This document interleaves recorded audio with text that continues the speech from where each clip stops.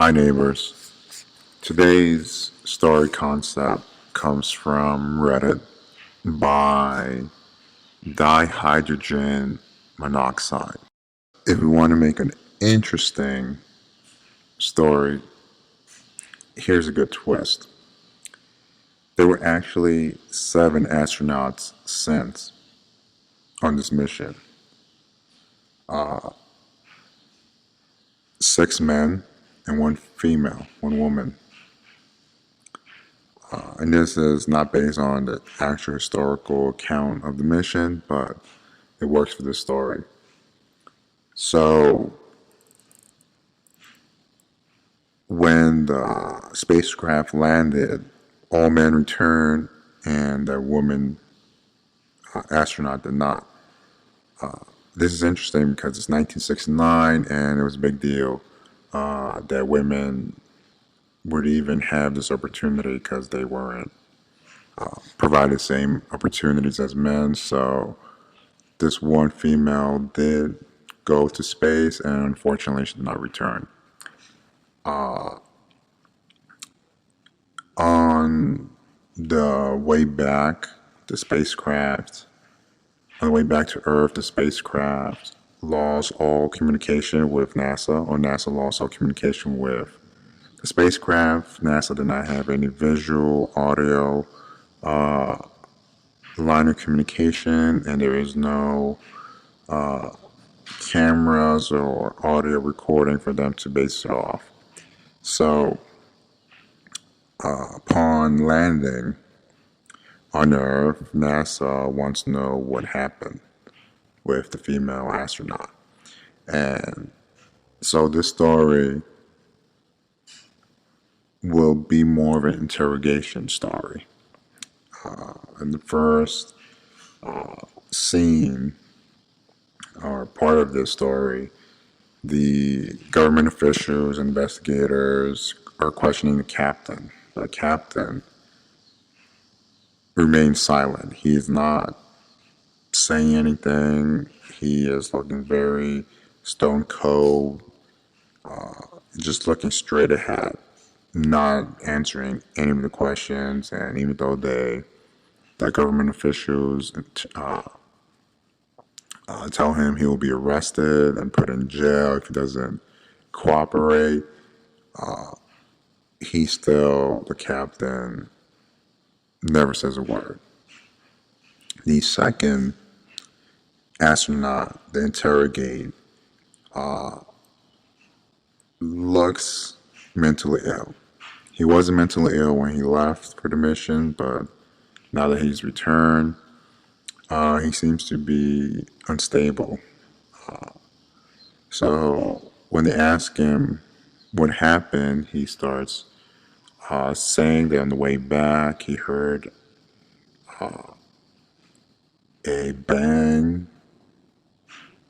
a big bang noise outside of the spacecraft, and he starts talking about how he saw an alien spaceship hover around them, and he saw the spacecraft firing at them, and he starts going on about this storyline about aliens coming on board a ship and erasing their memory and all this stuff. Then the government officials interviewed the third astronaut, and they asked him about the aliens and or what happened, and he says he doesn't remember. He says he passed out. He did notice that there was some malfunction in the spacecraft and a sudden crash or bump or turbulence the spacecraft experienced, which made him pass out or pass out. And he didn't really recall anything until he was awakened once they landed. The fourth astronaut is very aggressive, and from the get go, he starts blaming it on the captain that the mission went wrong because the captain didn't follow protocol. And if he was captain, it would have gone down differently. He's blaming the captain that after there was this turbulence that knocked out the the lines of communication, that the captain ordered the the female astronaut, to go out back and fix it. He says the captain was guilty for making the woman do it instead of him, the captain, doing it.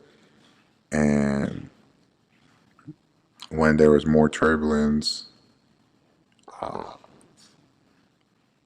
that they didn't know what happened to her, and he also passed out. But he's blamed the captain for being the one to instruct the woman to go out in the back to try to fix it. The fifth astronaut,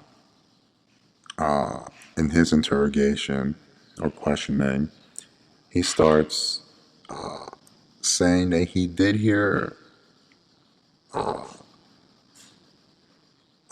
sound. He did hear a bang and some sort of foreign creature sounds, which kind of confirms the alien story of the previous astronaut, but not really. He just says he did hear some weird sound, creature sound. But he mentions that after the turbulence, his seatbelt got jammed and he couldn't get up. He does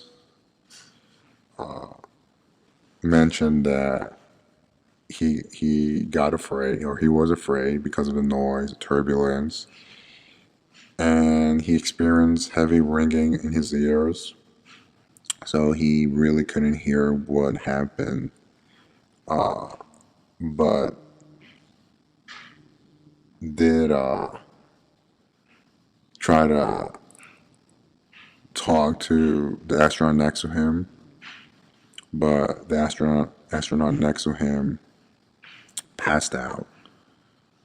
So he couldn't get up, or couldn't find a way to get up, and he did vaguely remember seeing the female astronaut get up and go to the back, but he did get scared upon more turbulence and shut his eyes and didn't want to face what was happening. So he doesn't recollect anything really much because he, being scared, kind of just didn't want to face with the situation. And the next thing he recalls was waking up once they landed and seeing the sixth astronaut standing up and talking with the captain right before everyone else awoke to get out of the spacecraft once they landed on Earth. So this astronaut mentions that the captain and this sixth astronaut were kind of having a conversation of sorts, but he couldn't really make any of it out. The investigators, unfortunately, are not able to interview this sixth astronaut because he, since being, since walking out of the spacecraft or stepping out of the spacecraft, he has fallen ill from radiation-like symptoms, and he has been escorted to medical attention, but unfortunately, he does pass away. All right, so here's a twist. The government officials don't know what actually happened. They don't know who to believe. And they are being pressed by the media to explain what happened. So there's this primary investigator, government official, who knows that he can't go to the media and say that the one female astronaut passed away or disappeared. So what he ends up deciding is to kind of kill them all off, the majority of them off to the media. He locks up the astronaut that looks mentally ill. He locks up the other astronauts. Of course, the sixth one passed away. And reports, or is planning on reporting to the media, that the reporters, that they also suffered, like the female astronaut, suffered illnesses and passed away or died. But he releases the captain and the third astronaut, the astronaut that didn't remember anything. And they tell, or they warn the captain to simply state that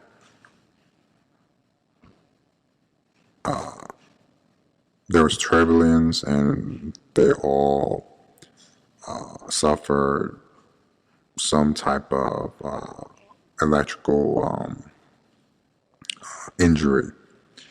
And he doesn't recall much. So the captain agrees to that. That gives him a clean slate to be free. And the reason why the government official chooses to release the captain is because at least it wouldn't look like a failed mission, that the lead person, captain, survived, and there was at least one other survivor. So they portray this mission as the captain surviving along with his other one more astronaut, the one that doesn't recall anything. And the rest, the sixth one passed away, and they lock up the others because the government official locks up the other astronauts because they somehow know too much. Which, if the stories came out of each one of them, would contradict the other and just raise more speculative questioning about aliens, about the captain killing off the female astronaut, and so on and so forth. So at the end scene would be the captain walking out, or walking down from his press conference that he had with the reporters, saying, just as he's told, that there was electrical injury that was caused by some turbulence, and unfortunately everyone else passed away, even though they're locked up.